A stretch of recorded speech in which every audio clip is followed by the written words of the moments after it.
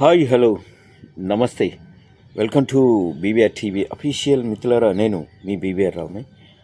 ఆ, కొన్ని కోట్ల మంది మన దేశంలోనూ విదేశాల్లోనూ టీవీలో చూస్తూ ఉన్నారు.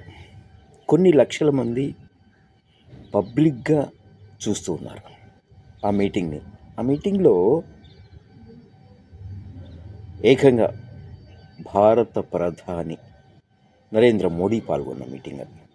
అక్కడ ఎలా చెప్తారు సార్ ఇన్ని పచ్చి అబద్ధాలు?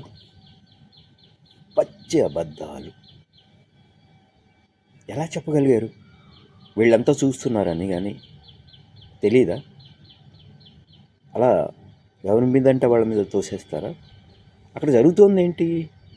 ఒక అద్భుతమైన కార్యక్రమం. ఆ కార్యక్రమం గురించి మాట్లాడాలి కదా, అది వదిలేసి పరనింద.